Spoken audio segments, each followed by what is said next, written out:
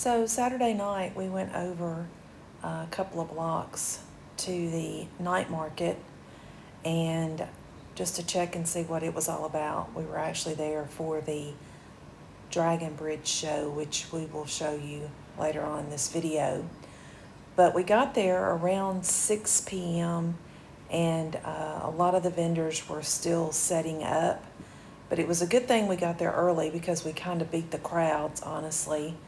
When you first walk in, there's a ton of vendors selling dried fruits and fresh fruits and vegetables, but mainly fruit. And these tables and chairs here are for you to purchase food at the stalls, and then you can sit there. These look like plastic chairs we have in the States, but they're much shorter.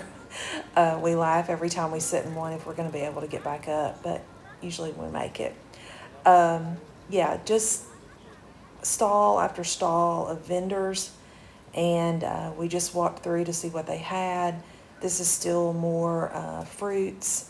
On the right here is some coffee with various, I guess, types of coffee. I didn't get any, obviously, but nuts and other things available. As we go on down, there's some clothing vendors here on the right, and on the left you can see shoes. Tons of vendors selling Crocs. Crocs must be a huge thing here. It's funny to me, we'll see men working on construction sites and they're wearing flip-flops or Crocs. And we laugh because, that would never go over in the States. We left the market. Kind of outside the market here was a fountain. It's a dragon spewing water just along the riverfront here, and there's the bridge in the background, part of the Dragon Bridge, and panning around here to the actual head of the dragon. We walked around for a while because we weren't really sure the best vantage point or viewpoint for the show. These lanterns hanging here along the river, heart-shaped, were very, very pretty, and you can see the traffic. People were slowly starting to gather on the bridge itself. The bridge is quite large. Some statistics about it if you're interested. It was built it was actually opened in 2013. It is 666 meters long. They have this show every Saturday and Sunday at 9 p.m.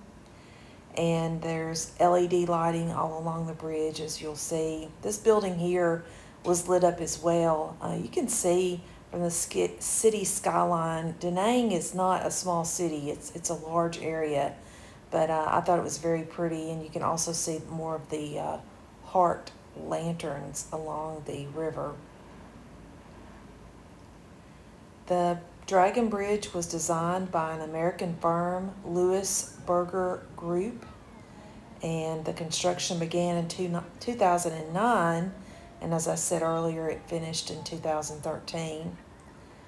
It is 6 lanes of traffic, or has 6 lanes of traffic, as well as walking paths for people to walk completely across it. As the night went on, you could see a number of these, riverboat cruises going up and down the river, many of them lit up and shining. And the closer to 9 o'clock that we got, the closer all of the boats kind of gather around the head of the dragon, or closer to the bridge itself. There's more of the lights underneath the bridge that were lit up. We actually sat on the side of the river in a little spot, and the vendor there offered lemon tea or coconuts, and we chose the lemon tea, which was delicious, and it was very inexpensive, and we had I thought, a great vantage point for the show.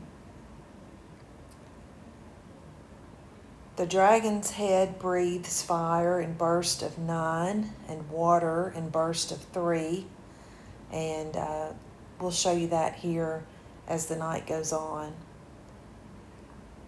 The bridge is equipped with over 2,500 LED lights that change colors. And of course, it's a hot spot for photographers and YouTubers and selfie taking people. It's close to the Han Market, which makes it a big attraction as well.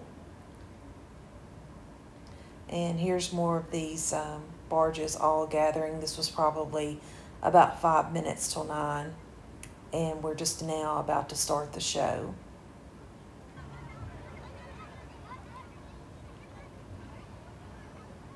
This doesn't look like a lot of fire coming out of it, but it really is. You can see now up there at the top, right under the dragon's head, that it's crammed with people.